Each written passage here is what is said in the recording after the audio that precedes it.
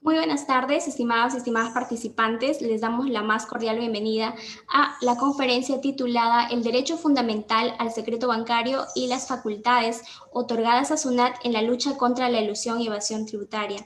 En esta oportunidad, el encargado de esta conferencia es el doctor Miguel Carrillo Bautista, quien es abogado tributarista de la Pontificia Universidad Católica del Perú. Además, es especialista en Derecho Tributario Internacional por la Universidad Austral de Buenos Aires. También tiene una maestría en Derecho Tributario y Fiscalidad Internacional por la Universidad San Martín de Porres y Castilla-La Mancha. También es exfuncionario de SUNAT, Tribunal Fiscal, MEF, Defensoría del Contribuyente y Usuario Aduanero y SAT. También es asesor empresarial en temas tributarios y conferencista a nivel nacional. Muchísimas gracias, doctor Miguel Carrillo, por estar participando en esta conferencia. Le damos su tiempo, doctor. Muchas gracias a ustedes por la invitación. El agradecimiento siempre al Instituto de Capacitación Jurídica por permitirnos compartir algunas ideas, algunos comentarios a lo que ha sido prácticamente estas normas que se han emitido justamente sobre el cierre del año, pero que complementan lo que ya teníamos en el decreto legislativo 1434, que había sido publicado en septiembre del año 2018. Entonces, es un tema interesante el que vamos a analizar, porque es un tema muy coyuntural. Hay mucha preocupación en la población sobre cómo se ha difundido la noticia en los medios. Estamos convencidos que la forma como se ha regulado y los aspectos que prácticamente están comprendidos en este decreto supremo, pues parten de algo que ya había nacido mal con la emisión del decreto legislativo 1434, por el cual prácticamente se le amplían facultades a la administración, que entran en colisión con un tema que vamos a trabajar el día de hoy, que es justamente el derecho al secreto bancario y la regulación que tiene la Constitución Política del Perú, aunado también a otros mecanismos que cuenta la Administración Tributaria para obtener información por parte de los contribuyentes, no solamente en un procedimiento de fiscalización tributaria, sino como parte también del ejercicio de estas facultades de verificación y control de obligaciones tributarias. Así que un poco para despejar las dudas de los participantes y seguramente la ciudadanía en general, pues vamos a analizar sobre todo el aspecto constitucional de este decreto. Bueno, primero el decreto legislativo, el 1434, y lo que ha sido precisado también por el reciente decreto supremo 430-2020, que se publicó el 31 de diciembre, pero que al parecer por la premura no se estableció o no se señalaron pues cuáles eran los 2 títulos y los 7 artículos, lo cual recién fue publicado el 3 de enero como consecuencia del anexo que forma parte de este decreto supremo, y a partir de lo que es el domingo, yo creo que ha generado mucha interrogante, mucha preocupación, que yo creo que es normal por parte de todos los ciudadanos. Así que vamos a empezar lo que es la conferencia, tratando de disipar las principales dudas, y bueno, saludarlos nuevamente y agradecerles estar aquí en esta conferencia. Así que voy a compartir brevemente un material que he trabajado. Básicamente tiene algunos aspectos normativos, otros aspectos vinculados con temas constitucionales, como es un precedente del Tribunal Constitucional, en el cual se analizó justamente el derecho al secreto bancario y la reserva tributaria como una manifestación del derecho a la intimidad, y en qué casos excepcionalmente puede, digamos, de alguna otra forma verse afectado cuando hay una colisión, por ejemplo, con otros derechos o con otros fines constitucionales, ¿no? Así que eso también lo vamos a trabajar a lo largo de la conferencia del día de hoy. Así que voy a compartir un material que he trabajado, espero que les pueda servir sobre todo para el análisis que vamos a hacer. Y mientras vamos compartiéndolo, pues les voy explicando básicamente qué es lo que ha acontecido. Bueno, un tema interesante en la actualidad voy a darle vista lectura para que se pueda apreciar mejor, está referido a la información que la Administración Tributaria está facultada a poder solicitar como parte de este control de obligaciones tributarias en un marco en el cual seguramente también hay fines institucionales como son justamente la lucha contra la elusión y la evasión tributaria.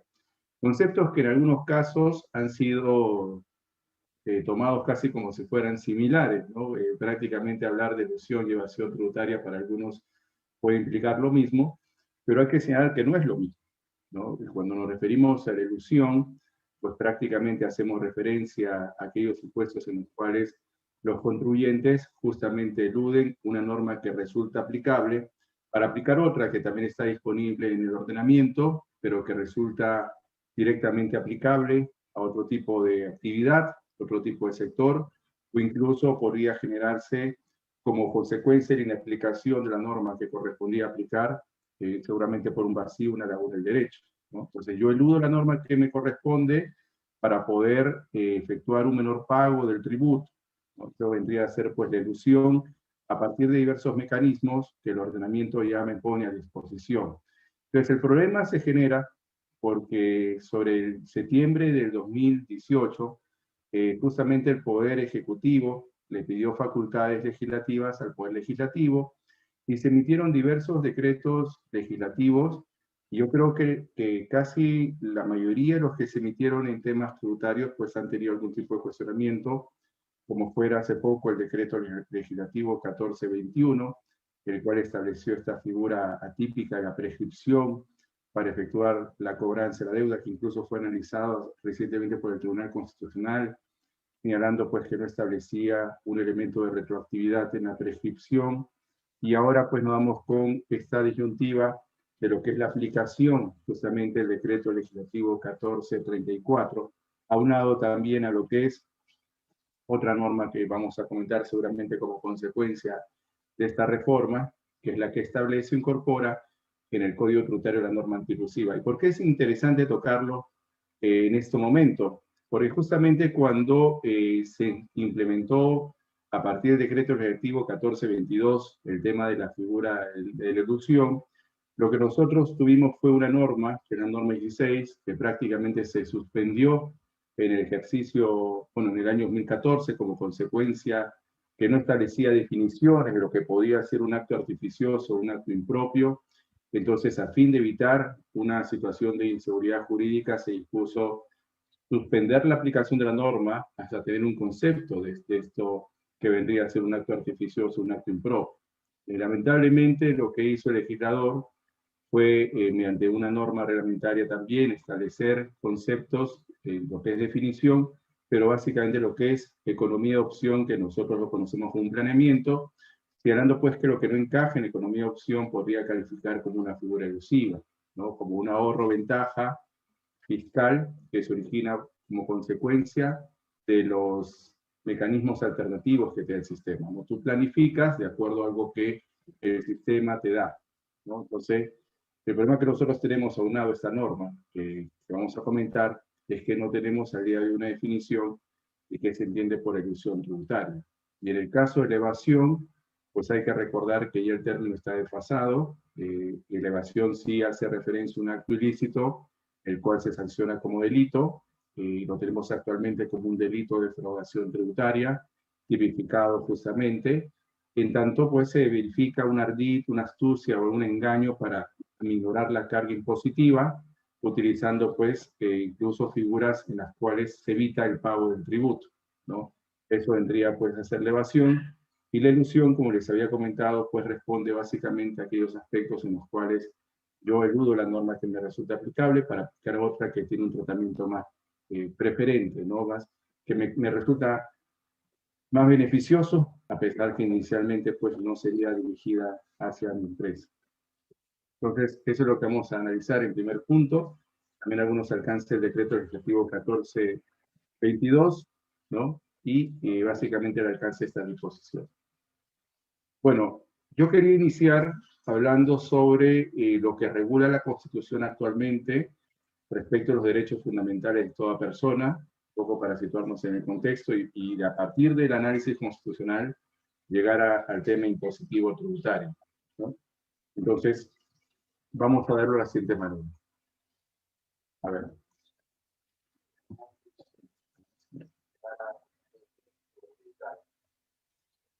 Muy bien. Entonces vamos a ver el alcance del artículo 2, ¿no? El cual establece que toda persona tiene derecho a, del 1 al 5 encontramos, a solicitar sin expresión de causa la información que requiera y a recibirla de cualquier entidad pública en el plazo legal y con el costo que suponga el pedido.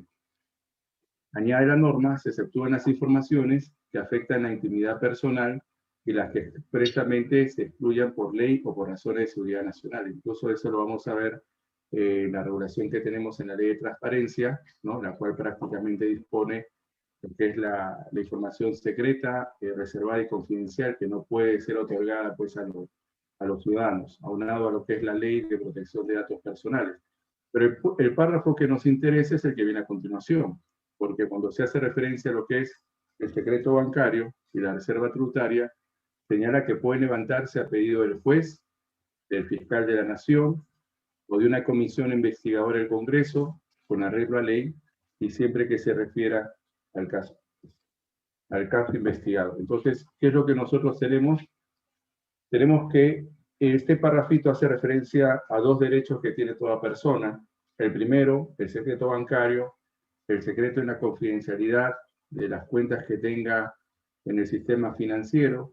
Esto tiene una protección constitucional porque el disponer de esta información por parte de terceros podría afectar el patrimonio de la persona. Imagínate que la información que tengas en la cuenta la pueda disponer, por ejemplo, un tercero que con mala fe pueda tener acceso a tus cuentas o de repente falsear información y de repente vas a ver tu cuenta y está vacía, ¿no? No hay, digamos, un importe depositado. Entonces, la protección que origina el marco constitucional es que el secreto en la confidencialidad de la información financiera está protegido justamente en este artículo segundo como un derecho fundamental. Y en el caso de la reserva tributaria, pues prácticamente ahí vamos a complementar lo que establece también el código. La información que la administración tributaria obtenga como consecuencia de una fiscalización, por ejemplo, o algún pedido de información a un contribuyente, pues queda claro que no la puede difundir a terceros. Entonces, si yo, por ejemplo, soy una empresa que me dedico a lo que es construcción, y SUNAT me fiscaliza, pues esa información que obtiene la administración tributaria como parte de la fiscalización que me está siguiendo, no la puede difundir a un tercero. Entonces, esta protección es la que se garantiza a partir del marco constitucional. Por eso es importante entender que este es un derecho fundamental, porque también se ha señalado que los derechos fundamentales, lo cual es muy cierto, admiten ciertas restricciones. Es decir, lo que se protege es el contenido esencial del derecho fundamental, pero puede darse el caso que el derecho protegido entre en conflicto o tengamos que hacer un test de ponderación con otros intereses legítimos del Estado. Por ejemplo, lo que es el derecho a la intimidad respecto a lo que es el interés público, ¿no? O el derecho a la información. Entonces, vamos a ver que los derechos, si bien es cierto, ostentan una protección constitucional, podrían entrar en una especie de conflicto con otros derechos u otros fines constitucionales, pero tiene que haber una necesidad para que esto finalmente prime respecto de otro derecho, ¿no? Por eso, inicialmente la norma no nos está definiendo, por ejemplo, en qué consiste el secreto bancario, la reserva tributaria, algo que ha sido justamente desarrollado por el Tribunal Constitucional, por la doctrina, ¿no? Pero podemos hacer referencia a que básicamente, atendiendo también a lo que vamos a hacer del Tribunal Constitucional, es una manifestación del derecho a la intimidad, ¿no? Hay cierta información que está protegida para no ser difundida a terceros. Entonces, ¿quiénes serían los únicos competentes para solicitar esta información directamente, ¿no? Que pueda levantar el derecho al secreto bancario o la reserva tributaria? Bueno, en este caso, los que resultan competentes, como vemos en la norma, son el juez, el fiscal de la nación, una comisión investigadora del Congreso, con arreglo a ley, no en tanto esté facultado, y siempre que se refiere al caso investigado. Con lo cual quiere señalar la norma también que tiene que haber una investigación ya iniciada para poder requerir esta información, ¿no? Y se pueda disponer el levantamiento del secreto bancario y lo que es la reserva tributaria. No se podría pedir simplemente porque se me ocurrió, sino que tiene que responder a una necesidad, ¿no? A un caso que se está investigando, que está dilucidándose, y en consecuencia los únicos competentes para pedirlo serían el juez, el fiscal de la nación y la comisión investigadora del Congreso. En consecuencia, ya tenemos una primera respuesta a lo que es la protección constitucional. que sería quienes están habilitados a solicitar el levantamiento del secreto bancario. Entonces tendríamos que los únicos que están facultados son el juez, el fiscal de la Nación y la comisión investigadora del Congreso. Entonces ese es el primer elemento de lo que es el pedido, digamos, de facultades, o simplemente lo que vamos a hacer ahora en los decretos legislativos, si es que estos decretos legislativos en los cuales se dio facultades al Poder Ejecutivo para legislar, podían cambiar este aspecto que ya identifica quiénes son los únicos que pueden solicitar el levantamiento del secreto bancario. Entonces, sobre el tema que se está discutiendo, si el decreto legislativo es constitucional, inconstitucional, pues ya tenemos un primer elemento de inconstitucionalidad. Una no está facultada para solicitar el levantamiento del secreto bancario, ¿no? Entonces, un primer elemento que nos permite identificar estas normas que se han emitido por las cuales ya la administración tributaria tiene acceso directo a las operaciones pasivas, incluso el monto que se ha difundido es de 10.000 soles a más, parte que no está facultada bajo lo que establece la Constitución, ¿no?, a pedir directamente a la entidad financiera el acceso a las operaciones pasivas que tengan los contribuyentes en las cuentas bancarias. Vamos a ver también que en el desarrollo normativo, sobre todo en la ley del sistema financiero, se hace referencia a supuestos excepcionales, y vamos a ver también cómo se ha dado esta modificación a partir de este decreto supremo y el anexo que establece justamente el pedido de información a las entidades financieras. Entonces, ¿en qué supuesto se podría levantar el secreto bancario? Un poco analizando no solamente quiénes lo pueden pedir, sino en qué caso se requiere levantar. Un primer elemento sería en caso estemos ante una investigación, ¿no? Que la norma refiere el caso investigado así lo merita. Entonces tenemos la necesidad de contar con dicha información, lo cual acredita que tiene que evidenciarse un pedido que justifique, ¿no?, el levantamiento a lo que vendría a ser el secreto bancario y la reserva tributaria. La pregunta es si en el decreto legislativo 1434 se han fijado parámetros, ¿no?, que establezcan la necesidad, ¿no?, de contar con esta información porque hay un caso que se está investigando, y que esto no afecte pues el derecho al secreto bancario, pues simplemente tampoco. Vamos a ver que lo que se ha modificado, ¿no?, es la redacción del artículo, acá lo tengo, el 143, inciso A, de la ley del sistema financiero, para incluir justamente en el pedido el suministro de información de las operaciones pasivas. Pero no se identifica una necesidad de pedirlo como consecuencia de que hay una investigación en trámite. Entonces, esto también es un argumento que queda claro podría afectar el marco constitucional, porque no se está identificando que forme parte de una investigación, algo que sea prioritario, sino solamente el argumento que se está utilizando es la lucha contra la elusión y la evasión tributaria, algo que incluso la administración tributaria ya dispone de ciertos mecanismos para efectuar un control sobre la elusión y evasión, como es el ITF, que dicho sea de paso, en su momento también se cuestionó su inconstitucionalidad, ¿no? Y recuerden que en ese caso, cuando se analizó la inconstitucionalidad del ITF, lo que el Tribunal Constitucional dijo, que finalmente el ITF responde, ¿no?, a la lucha contra la elusión, la evasión, y que prácticamente tiene un fin, ¿no?, que va acorde con las políticas del Estado, que es ampliar la base tributaria, luchar contra la informalidad, ¿no? Sin embargo, el ITF también es un impuesto antitécnico, en tanto no grava patrimonio, renta o consumo, ¿no? Pero se justificó también por la necesidad del deber de contribuir y tener mecanismos por parte del Estado que evidencien, ¿no?, el rol de lucha contra la evasión y la elusión.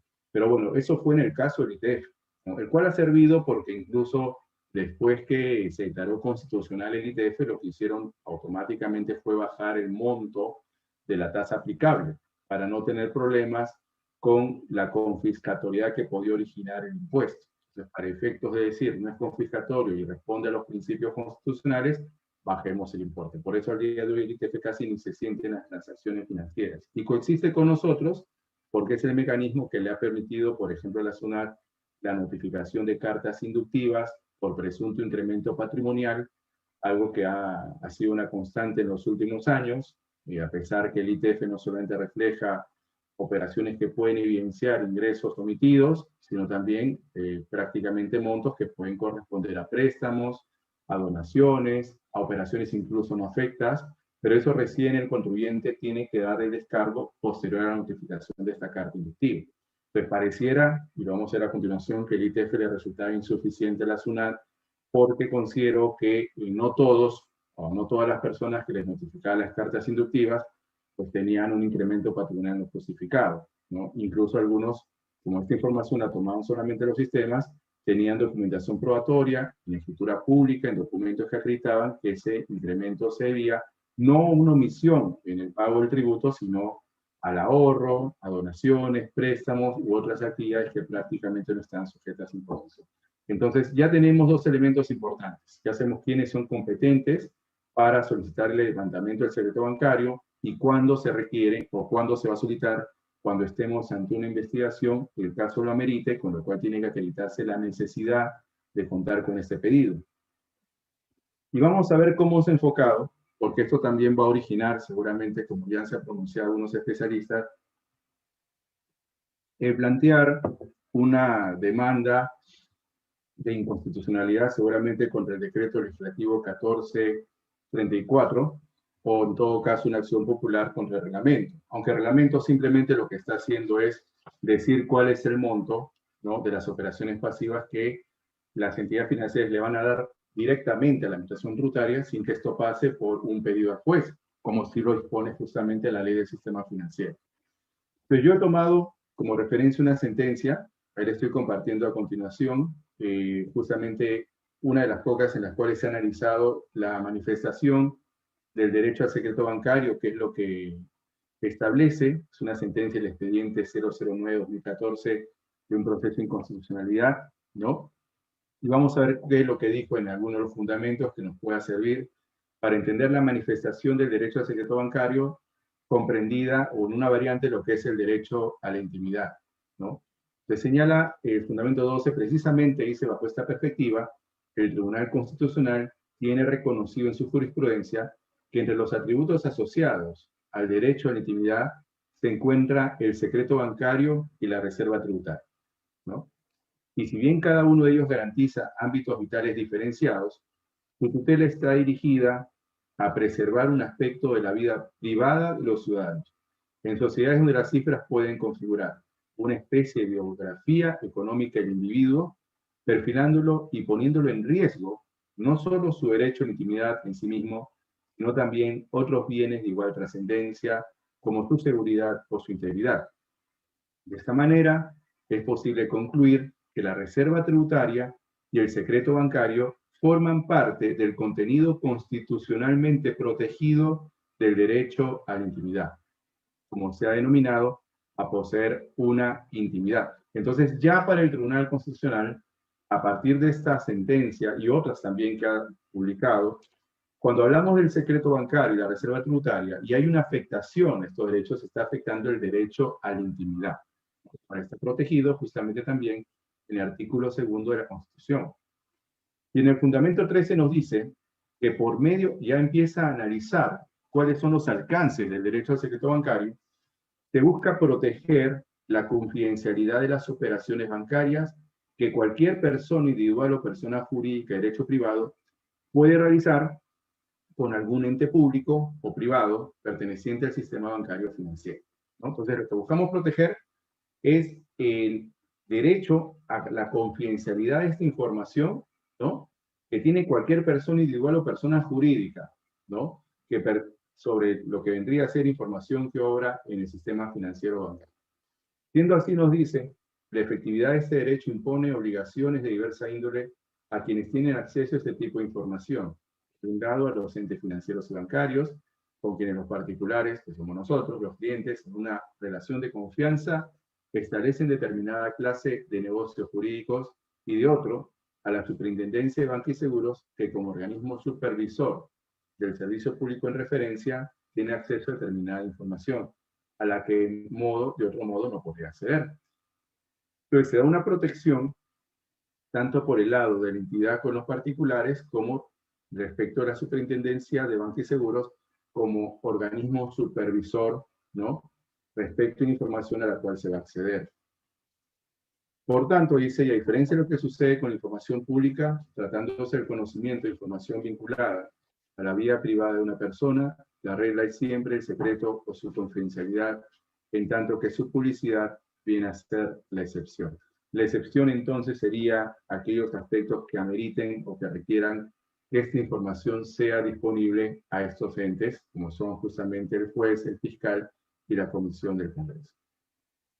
Lo que vamos a ver ahora es los antecedentes, porque un poco para entender por qué la administración tributaria tendría ahora el acceso a las operaciones pasivas de los contribuyentes, pues el marco normativo proviene ya con la emisión del decreto legislativo que vamos a ver, el 13.3, ¿no?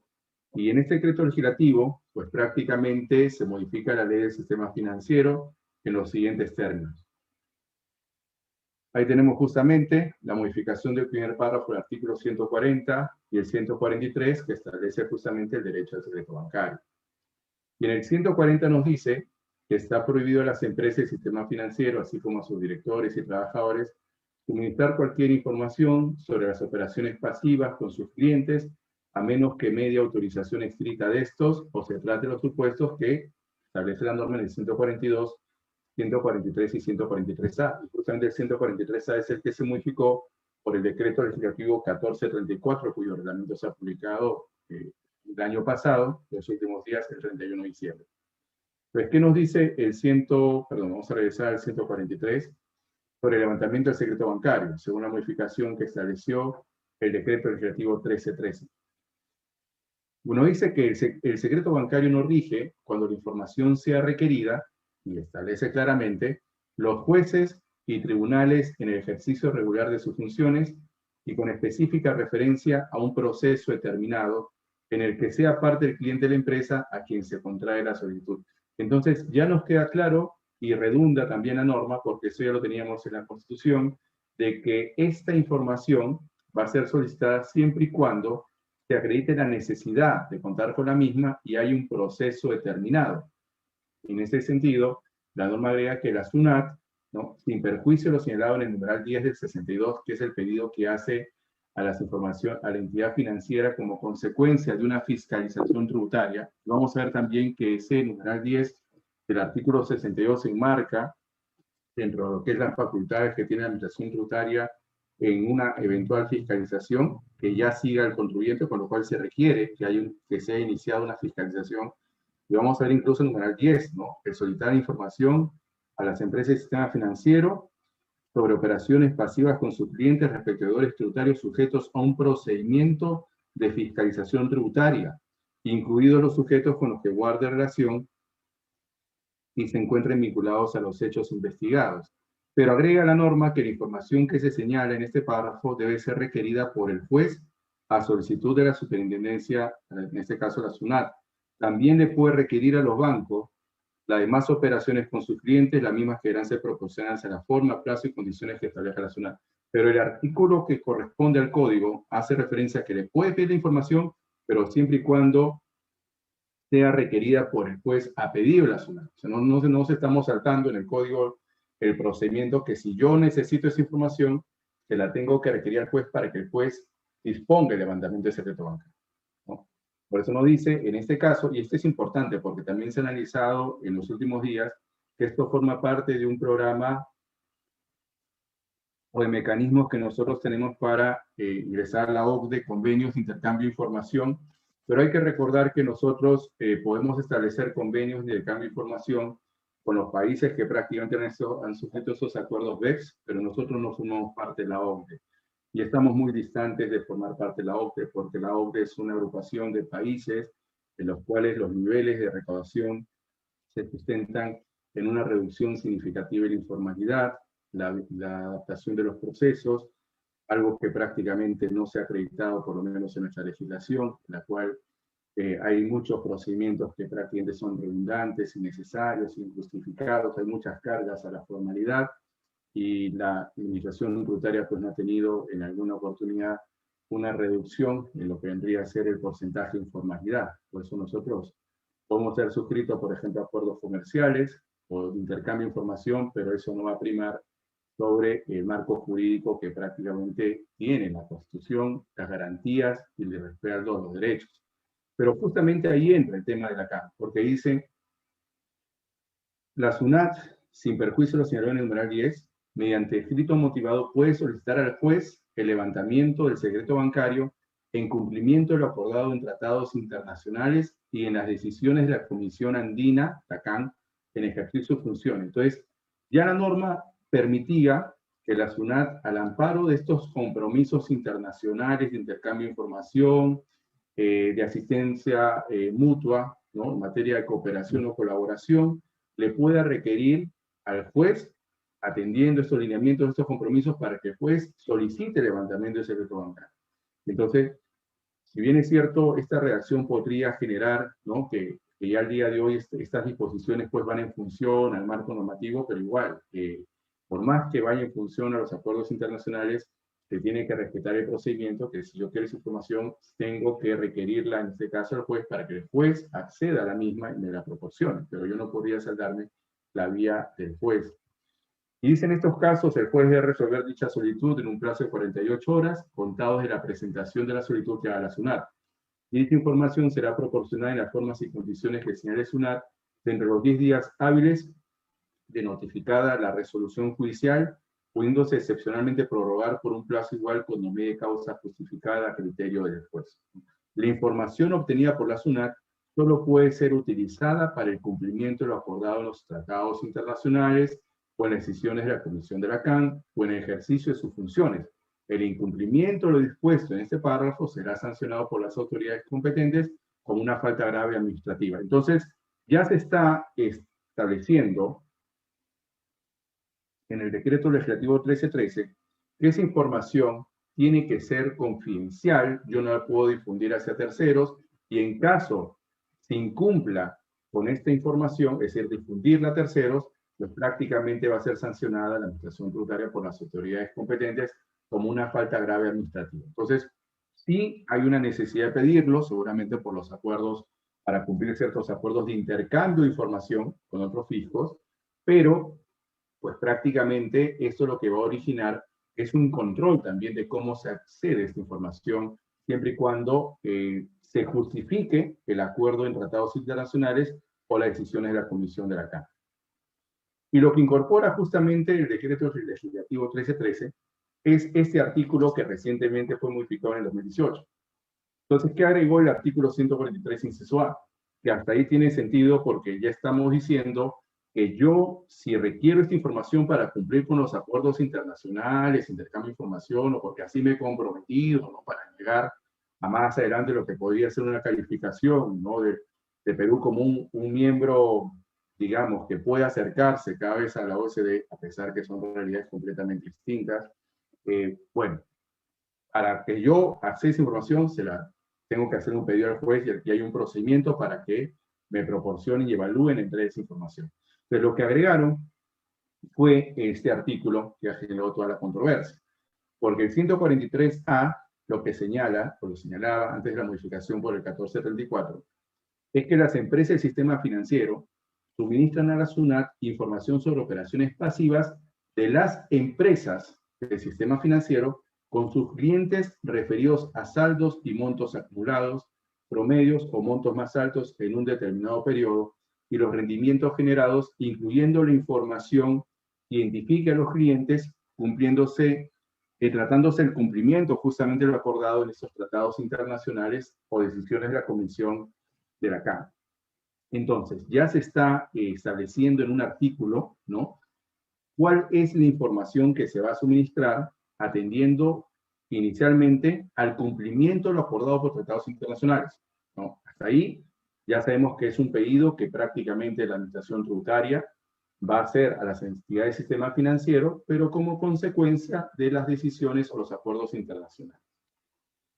Y dice que la mencionada información será establecida por decreto supremo, que el uso no autorizado y ilegal va a responder a una responsabilidad penal, la obligación de no confidencialidad de las personas con vínculo laboral o otra naturaleza contractual, que en la que SUNAT no se extinga al cumplir dicho vínculo, es decir, todo lo que implica la responsabilidad, ¿no?, de contar o difundir esta información. Y si en un caso la información requerida detalla movimientos de cuenta de las operaciones pasivas de las empresas del sistema financiero con sus clientes, ni excede lo dispuesto en el presente artículo. De ser así, la información debe ser requerida por el juez a solicitud motivada de la SUNAT, de acuerdo con el dispuesto en numeral 1 del artículo 143 de la presente ley.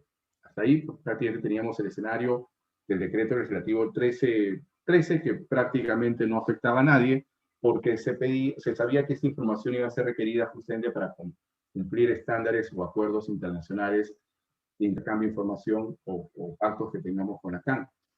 El tema surgió en septiembre de 2018, porque sale este decreto legislativo en el cual se dan facultades al Poder Ejecutivo para legislar en diversos aspectos, ¿no? Entre ellos en materia tributaria. Vamos a ver qué es lo que establece el 1434.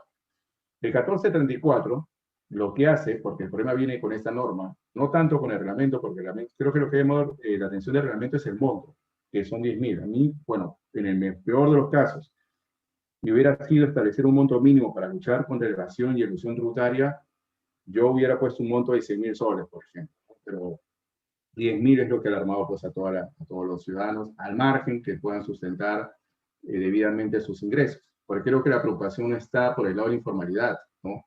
De que tenga preocupación porque ahora van a estar fiscalizando mis cuentas, sino por el acceso que tiene la administración, la información que tiene que estar de acuerdo a lo que dice el marco constitucional, requerida solamente por parte del juez, el fiscal o la comisión que establezca el Congreso, ¿no? Entonces, lo que establece este 1434 es la modificación del 143, inciso A en los siguientes términos. Ya lo tenemos, justamente. Se busca modificar este artículo a fin de perfeccionar el supuesto ya conocido de suministro de información financiera de parte de las empresas del sistema financiero de la SUNAT, respetando los derechos y principios previstos en la Constitución Política del Perú, incluyendo el secreto bancario, establecido en el segundo párrafo del inciso 5 del artículo 2. La pregunta es si eso se está respetando. Creo que esa es la duda que tenemos todos para saber si esta norma, el 1434, resulta constitucional o inconstitucional. Entonces, la redacción que tenemos, porque esta redacción es la que ha dado lugar al decreto supremo que hemos visto el 31, bueno, ya analizado el 3 de enero, porque el 31 se les ocurrió publicar la norma con una disposición que prácticamente no decía mucho. Y esta norma lo que establece es lo siguiente, ¿no? Las empresas del sistema financiero van a suministrar a la SUNAT la información financiera distinta a la desarrollada en el numeral 1 del 143, que es justamente la información que forma parte de todo este procedimiento de que el juez, pues prácticamente a pedido de la SUNAT, le otorgue información que pueda de alguna otra forma justificar el levantamiento del secreto bancario, tal como se establece en el numeral 2 del párrafo siguiente. Y ahí está la norma, justamente lo que señala en 143, inciso A. El suministro de información financiera se sujeta a lo siguiente, dice, la SUNAT requiere la información a las empresas del sistema financiero mediante resolución de superintendencia. Esta condición no es aplicable tratándose del suministro de información financiera para el cumplimiento de lo acordado en los tratados internacionales, lo cual prácticamente se justifica, porque si son pactos o acuerdos, pues el Perú podría ser sancionado por no cumplir con estos tratados, ¿no? Y dice, la información que se puede suministrar versa sobre operaciones pasivas de las empresas del sistema financiero con sus clientes referidas a saldos y o montos acumulados, promedios o montos más altos de un determinado periodo y los rendimientos generados, incluyendo la información que identifique a los clientes de conformidad con lo que establezca el decreto supremo. En este caso, el reglamento que acaba de salir. En un caso, la información suministrada va a detallar los movimientos de cuenta de las operaciones pasivas de las empresas del sistema financiero con sus clientes, ni excede lo dispuesto en el presente artículo, para lo cual la SUNAT tiene habilitado el procedimiento de levantamiento judicial del secreto bancario previsto en el numeral 1 del artículo 143, es decir, cuando la SUNAT le pide información directa al juez para que levante el secreto bancario. El suministro de información financiera se realiza únicamente en dos supuestos, y esto fue lo que agregaron justamente en el 1434. El primero es cuando cumplamos con lo que hemos acordado en los tratados internacionales, en las decisiones de la CAN, y el segundo, el ejercicio de la función fiscalizadora de la SUNAT para combatir la evasión y la elusión tributaria.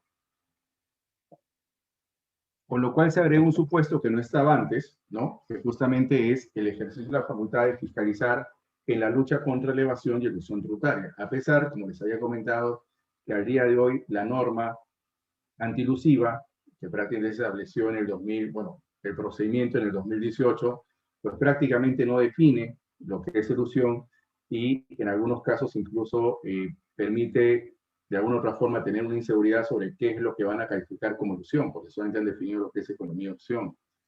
Y dice, la información suministrada solo puede tratar de aquella que sea igual o superior al monto a ser establecido por decreto supremo, que ya sabemos que es 10.000 soles, ¿no? De acuerdo a lo siguiente. El monto establecido para el registro de operaciones en normas referidas a la detección de lavado de activos y financiamiento de terrorismo, es uno. Y el monto establecido como mínimo no imponible en las normas que regulan los tributos administrados por la SUNAT. O sea, hasta ahí no dice mucho la norma. También señala que la información, las empresas y sistemas financieros van a suministrar directamente a la SUNAT la información solicitada con la periodicidad establecida en el decreto supremo, con lo cual no dice que esa información primero sea dispuesta a requerimiento del juez y que en función a lo que la SUNAT le pide al juez, el juez ya le solicita a la entidad financiera poner esta disposición a disposición de la SUNAT, sino que prácticamente con esta norma se da la posibilidad de que la administración tributaria tenga esta información directa de las entidades financieras. El tratamiento de la información obtenida por la SUNAT se sujeta a lo siguiente. Por ejemplo, dice, la información es tratada bajo las reglas de confidencialidad y seguridad informática exigidas según los estándares internacionales de la OCDE. Ya hemos dicho, de acuerdo a intercambio informático de información para la cooperación de la OCDE. Perfecto.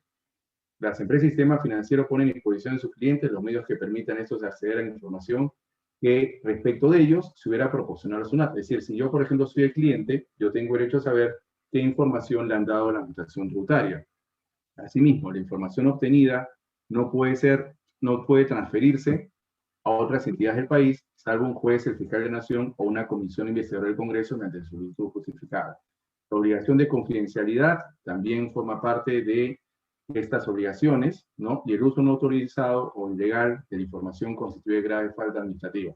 Por lo cual, nuevamente se repite, ¿no? Lo que vendría a ser las sanciones en caso se disponga indebidamente esta información, pero ya se habilita a que sea la entidad del sistema financiero la cual, a pedido de la administración tributaria, en lo que es compromisos internacionales o la lucha contra la evasión y elusión tributaria, pueda disponer de esta información, a pesar de ser información protegida bajo el secreto bancario. Y en la única disposición complementaria dice que la información a proporcionar por las empresas de sistema financiero, en este caso la SUNAT, para el ejercicio de su función fiscalizadora, para combatir la evasión y elusión, en este caso es aquella que corresponde a transacciones de operaciones que se realicen a partir de la entrada en vigencia del decreto supremo, que reglamenta el presente decreto legislativo. Por eso la información que prácticamente va a corresponder a transacciones u operaciones va a ser la que esté disponible a partir del 1 de enero de 2021, que es la fecha en la cual entró en vigencia la norma, porque ya el reglamento se había publicado el 31 de diciembre. Debe señalar igualmente la información mencionada en el párrafo anterior es utilizada una vez que la SUNAT cumpla con garantizar la confidencialidad y la seguridad para el intercambio automático de información y los estándares internacionales, algo que no sabemos si va a cumplir necesariamente. Y el problema se ha generado, creo, cuando ya pasado, miren ustedes, el decreto legislativo se publicó el 16 de diciembre del 2018, mientras que el reglamento se ha publicado pasados 2 años, ¿no? Entonces, si la intención justamente fue la lucha contra la elusión y evasión tributaria, pues tampoco nos queda claro por qué se tomaron tanto tiempo en emitir este reglamento. Porque aparte no solamente es que con el reglamento ya tenemos el marco normativo completo, sino que lo que falta ahora es que SUNAT emita la resolución de superintendencia en la cual establezca el formato o el formulario en el cual los bancos informen sobre las operaciones pasivas de los clientes, ¿no? Pero vamos a ver rápidamente, que el tiempo nos está ganando un poquito, pero voy a tratar de correr un poco, sobre los alcances de este reglamento, ¿no? Como ustedes verán, ya el decreto legislativo le da la posibilidad a la administración tributaria de acceder a operaciones pasivas de los clientes sin necesidad que medie mandato judicial, con lo cual ya nos estamos saltando el procedimiento, ¿no? Justificándolo bajo la lucha de la evasión y elusión tributaria sin establecer un parámetro adicional o la necesidad de contar con dicha información. Lo que sí podría justificarse con lo que ya venía siendo materia de solicitud por regulación bajo el intercambio de información, por los acuerdos digamos, lineamientos o cooperación, los tratados internacionales de cooperación, entre los cuales están justamente los acuerdos que hemos suscrito, compromisos con la OCDE. Pero en este caso, pues simplemente se agregó la posibilidad de que se lo solicite sin necesidad de que medie autorización judicial. Entonces, el reglamento que se ha publicado el 31 de diciembre reglamenta la información financiera que las empresas del sistema financiero pueden suministrar a SUNAT para combatir la evasión y la elusión tributaria. Bueno, esto fue lo único que se publicó el 31 de diciembre. Yo creo que simplemente fue como para que la gente pueda celebrar su año nuevo, no preocuparse, porque la norma dice que hay 2 títulos, ¿no?, que comprende el reglamento y son 7 artículos, pero se publicaron la primera disposición. Y en la primera disposición dicen transacciones y operaciones por las cuales se debe presentar esta declaración informativa, ¿no? En este caso los bancos, ¿no?, respecto a SUNAT sobre las operaciones pasivas de los clientes que somos todos nosotros. Y de acuerdo con establecer una única disposición complementaria que acabamos de ver, la información sobre operaciones pasivas a proporcionar por las empresas del sistema financiero de la SUNAT en ejercicio de función fiscalizadora para el combate a la evasión y elusión tributaria es aquella que corresponde a las transacciones u operaciones que se realicen a partir de la fecha de entrada en vigencia del presente decreto supremo, que sería a partir del 1 de enero de 2021. Lo que nosotros hemos notado es que el día domingo se publica ya el anexo, ¿no?, del decreto supremo, y es ahí donde se establece el monto por el cual ya voy a poner a disposición la información de las operaciones pasivas de los usuarios. Ahí está. Obligados a suministrar información financiera a la SUNAT, ¿no? Son las empresas financieras las que deben suministrar a la SUNAT para el combate de la evasión y elusión tributaria la información, en este caso financiera, que se establece, en este caso en el artículo 4, mediante la presentación de una declaración informativa. Ahí lo tenemos justamente, vamos a ver el artículo 4. La información financiera que va a suministrar las entidades a la SUNAT sin que medie autorización judicial. Y es esto una clara afectación al secreto bancario, que como habíamos comentado, proviene ya de lo que establecía el decreto relativo 1434. Entonces, si prácticamente estamos cuestionando la norma inconstitucional, yo creo que la inconstitucionalidad parte del 1434. Lo único que tenemos es el MOD, que es lo que llamó la atención. Entonces, según el artículo 4, la información financiera que se va a suministrar a SUNAT va a ser la siguiente, ¿no? Los datos e identificación del titular o titulares de una cuenta, pueden tener varios titulares de una cuenta. En el caso de persona natural, tengo que indicarle el nombre, tipo, número de documento de identidad, el número de RUC o el NIT, ¿no?, el documento de identificación tributaria para aquellos no domiciliados, de contar con dicha información y domicilio registrado en la empresa del sistema financiero. En el caso de entidades, como son en este caso las personas jurídicas, no las sucursales, la identificación, bueno, sucursales para renta, ¿no?, porque renta es el tratamiento de personas jurídicas.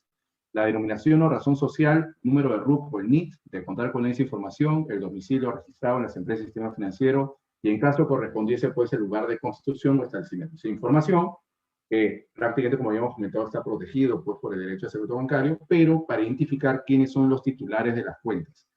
Y los datos de la cuenta. ¿Qué datos le va a proporcionar la entidad del sistema financiero a la SUNAT? Le va a indicar el tipo de depósito, el número de cuenta, el código de cuenta interbancario, así como la moneda, ya sea nacional o extranjera, en la que se encuentra la cuenta que se informa.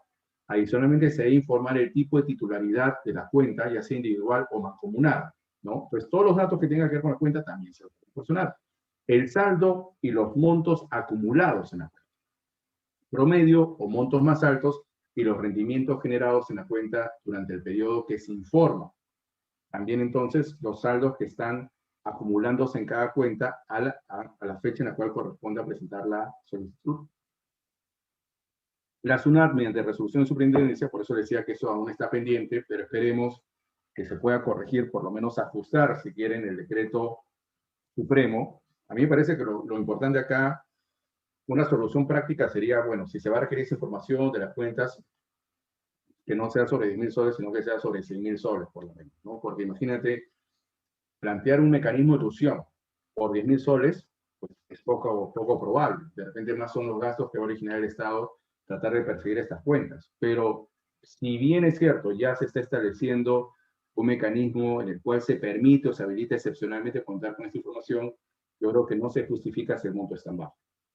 La SUNAT dice, mediante resolución de superintendencia, puede establecer si las empresas del sistema financiero declaran uno o más de los citados conceptos. También puede establecer que se informe menos o se informe más, ¿no? Pero eso también se deja lugar a una resolución de SUNAT, con lo cual, si es inconstitucional el decreto legislativo, con mayor razón sería el decreto supremo y la resolución técnica de la SUNAT. Para determinar si se debe informar una cuenta, y ahí está justamente el párrafo que ha generado todo el problema, a la SUNAT, la empresa del sistema financiero debe identificar el o los conceptos señalados en el capítulo 2, bueno, para resumir, el monto de las operaciones pasivas, y que en cada periodo informar, porque eso se informa mensualmente, sean iguales o superiores a los 10.000 soles. La pregunta es si hay mecanismos de evasión y ilusión a partir de los 10.000 soles, o podríamos establecer un monto que no resulte tan minúsculo, ¿no? Uno podría decir, bueno, pero lo que ha generado la atención es que si yo tengo 10.000 soles en una cuenta, porque tengo, por ejemplo, cuenta de ahorros, ¿no? Y no necesariamente porque he generado una actividad económica, pues ya va a estar disponible la SUNAT así de fácil, sin que medie autorización judicial, sin que se haya justificado en qué beneficia esto en la lucha contra la ilusión y evasión, que son conceptos que ni siquiera están definidos y están incluso desactualizados, como es el tema de la evasión, que actualmente es de aprobación tributaria. Para mí, los decretos legislativos del 2018, por no decir casi todos, son inconstitucionales. Si el titular que tiene más de una cuenta en la empresa del sistema financiero, el monto señalado en el párrafo anterior se calcula sumando los importes, en este caso, que correspondan a todas las cuentas del titular. Pero ahí se refiere, por ejemplo, a que yo tenga, por ejemplo, tengo en el BCP 3 cuentas, ¿no? Una de 2.000, otra de 3.000 y otra de 6.000. Entonces sumo todas las cuentas que prácticamente tengo en esa entidad del sistema financiero. Pero si, por ejemplo, tengo 3.000 en el Scotiabank y tengo 8.000 en el banco de crédito, pues no se van a sumar esas cuentas porque pertenecen a empresas de sistemas financieros distintos, ¿no? Por lo cual la sumatoria, un dato importante que eso también se desprende de la norma, va a ser las cuentas que pertenezcan a un banco, o sea, que tengan un banco, y si en un banco tengo 2.000 y otro 3.000, y en otro por más que tenga 7.000, porque son bancos distintos, pues eso no se va a informar a la suma. O sea, simplemente ya es un alivio para aquellos que pensaban que es una sumatoria de todas las cuentas que tengan todos los bancos, ¿no? Dicen que en este caso, si tuviera más de una cuenta, se va a considerar todas las cuentas del titular en dicha empresa del sistema financiero, debiendo suministrarse a la SUNAT la información de todas, si estas dan como resultado la sumatoria de 10.000. Pero si yo tengo, por ejemplo, 3 cuentas, una tengo 2.000, otra 3.000 y otra 4.000, no se informa porque no llegó al mínimo los 10.000. Si se cancela una cuenta con anterioridad, que con anterioridad ha sido informada a la SUNAT, se debe declarar la fecha en la que se realizó dicha cancelación. Es decir, si yo, por ejemplo, ya informé como entidad financiera que el señor tiene esta cuenta en la cual supera o de 10.000 para arriba y después se cancela, ¿no? Porque de repente por el pánico, porque ahorita hay pánico en la gente, ¿no? De repente cancela la cuenta, igual tengo que informar, señor, ¿sabes qué? Era cancelado. Con lo cual, evidentemente no sería para mí el mecanismo cancelar las cuentas, porque eso evidencia como que algunos han dicho, ¿no? Que puede ser como algo oculto, porque no quiere ponerse a disposición, pero finalmente yo creo que la redacción de la norma prácticamente propone eso. Cuando uno actúa en pánico, más en una coyuntura en la que estamos, que no se justifica para mí establecer un monto de 10.000 en una situación de pandemia, en la cual tenemos una crisis sanitaria, y ahora con esto, pues prácticamente no tiene lógica. En caso se cancele una cuenta en el mismo periodo a informar en que se abrió, esta debe ser informada si es que hasta la fecha de cancelación el monto, ¿no? O los conceptos es igual a superior a la establecido en dicho párrafo. Es decir, si incluso se cancela una cuenta en que ya prácticamente teníamos una cuenta abierta, ¿no? También tenemos que informar como entidad financiera justamente si el monto supera los 10.000.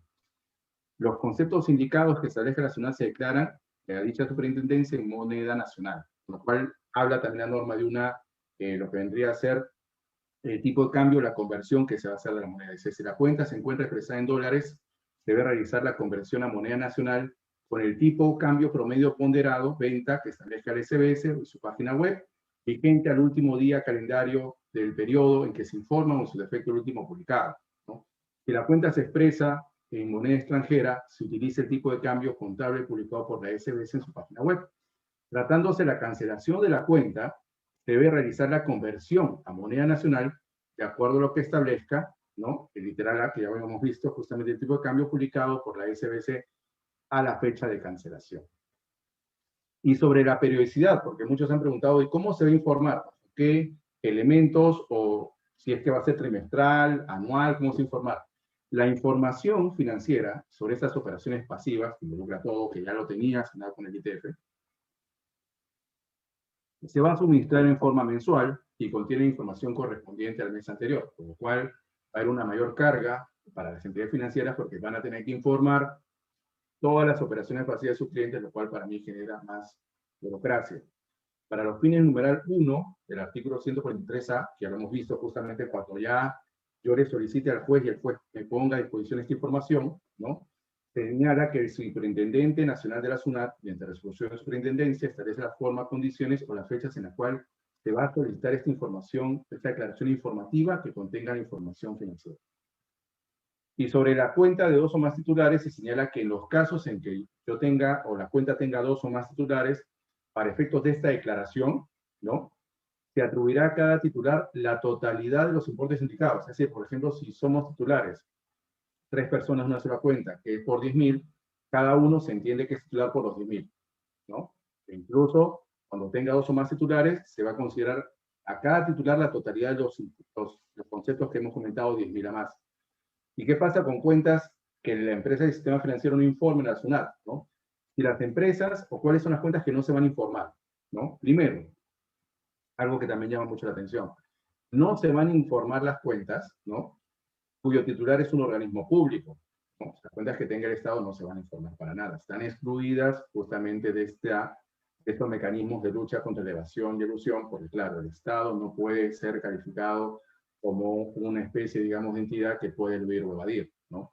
También se excluyen las cuentas cuyo titular es un organismo público, una organización internacional, y se señala que mediante resolución de superintendencia, la SUNAT podrá excluir de la obligación de informar a determinadas cuentas que en función de su tipo o las características de su titular permitan establecer que no es necesario contar con su información para el combate de la evasión y elusión tributaria. Es decir, queda a criterio de la SUNAT establecer qué cuentas que tenga el titular o el cliente, pues simplemente no va a ser necesario que se informe, ¿no? O sea, la que va a evaluar finalmente qué cuentas van a estar comprendidas en la información que los bancos van a poner a disposición directamente, ¿no? A la administración tributaria es la propia SUNAT, ¿no? Lo cual le deja a mi criterio mucha discrecionalidad, ¿no? Porque dice que puede excluir, pero no está obligada a hacer, ¿no? Pero bueno, yo creo que por el pánico que se ha generado lo van a tener que hacer respecto a lo que vendría a ser este marco constitucional. Entonces, simplemente algunos aspectos para cerrar. Yo sé que la redacción de la norma no ayuda mucho.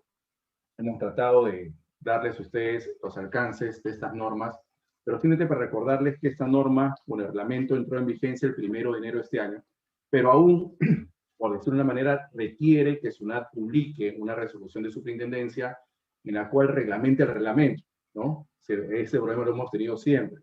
Sale una norma en el 2018, se reglamenta en el 2020 y sale resolución de SUNAT al año siguiente. Nos pasó con la norma intrusiva, nos ha pasado con esta norma y prácticamente lo que ha generado esto es el pánico por el monto que se está pidiendo para informar. Para mí, realmente sí estamos ante una norma que por más que se diga que busca adaptarnos a los límites de la OCDE, sinceramente yo considero que estamos lejos de estar en la OCDE y es más, no deberíamos estar en la OCDE porque responde a otras realidades. Nosotros deberíamos repensar el sistema tributario nacional, ver qué nos falta, qué estamos haciendo bien y qué no, antes de entrar a unos lineamientos internacionales que cuando sean vinculantes, pues le van a facilitar la vida también a la SUNAT. Si ya era una justificación modificar el decreto, el artículo 143A, para decirte que por evasión y elusión también voy a pedir esta información directamente a los bancos, saltándome la vía, como es el juez, el fiscal o la comisión, pues prácticamente estamos ante una norma que genera mucha indefensión, mucha inseguridad, y sobre todo porque a la par, el 1422 no estableció qué se entiende por elusión tributaria. Desde ahí empieza el problema. Si no tenemos definiciones, pues prácticamente cualquier acción que se haga para luchar contra la evasión y elusión tributaria va a justificarse, incluso lo que es el levantamiento al secreto bancario. Esta norma afecta el derecho al secreto bancario, genera pánico en los ciudadanos, cualquier persona, incluso los formales, ¿no? Para mí no va a generar mayor formalidad, va a generar mayor informalidad, porque las personas no van a querer que su cuenta pues, prácticamente se incremente con depósitos que superen los 10.000. No porque no hayan sincerado sus operaciones, sino porque no sabemos, pues, si efectivamente esa información se va a utilizar realmente para la lucha contra la evasión o la elusión, y segundo, en qué manos va a caer, ¿no? Más aún porque la Constitución no se ha modificado. sigue diciendo, como comentamos al inicio, que los únicos competentes son el fiscal, el juez y la Comisión del Congreso cuando haya una investigación en trámite. Y acá simplemente se le está dando la información que ya tiene por el ITF. Entonces yo lo que me pregunto es, si no están funcionando las cartas inductivas por incremento patrimonial no justificado, entonces hay que emplear facultad de fiscalización para ampliar, digamos, el universo de fiscalizadores y pueda fiscalizarse negocios que de repente no están tributando. Pero si eso implica la afectación al derecho al secreto bancario y poner un monto que genere indefensión en todos los ciudadanos, pues yo creo que esta situación lamentablemente no es la más, no es necesario, y segundo, que por más que haya pactos o acuerdos internacionales, pues hay que recordar que lo más importante es cómo nosotros podemos consolidar un sistema que dé predictibilidad en temas tributarios, que no lo da ni el decreto supremo, ni el decreto legislativo 1434, ni mucho menos lo va a dar la resolución, que es una técnica más adelante. Yo considero que es necesario que esta norma sea modificada. En todo caso, si no van a derogar el decreto legislativo, por lo menos que el monto mínimo informar para lo que vendría a ser los bancos sea de 100.000 soles para arriba. Porque no podemos estar generando una indefensión, inseguridad jurídica en las personas, más aún en tiempos de pandemia. Ustedes saben, ante una crisis sanitaria que ya habla de una segunda ola del COVID-19. Así que por mi parte es la apreciación que puedo dar desde el punto de vista tributario y constitucional, una norma que afecta claramente al sector bancario. No hay una necesidad de hacerlo porque hay mecanismos que se la tiene. No es prioridad ahora cumplir con pactos internacionales para alinearnos, porque por ahí se dijo también que la idea es que se nos saquen de ser un paraíso fiscal, pero esa responsabilidad no cae en el ciudadano, recae en la SUNAT. No podemos nosotros tener una norma que se emita después de 2 años y que al día de hoy genere un monto mínimo para decir que ese monto de 10.000 podría ser calificado como inversión o evasión tributaria. Bueno, es todo lo que quería compartir con ustedes. Les agradezco haberse conectado. Y bueno, tengan la tranquilidad que prácticamente esto aún no se va, bueno, si está vigente la norma, aún no se va a implementar porque falta que SUNAT saque su resolución de superintendencia en la cual habilite el formato de información, ¿no? Y yo creo que van a haber novedades en las próximas semanas porque esto realmente afecta a todos los ciudadanos. Por mi parte, muy buenas tardes, muchas gracias a ICJ por la invitación.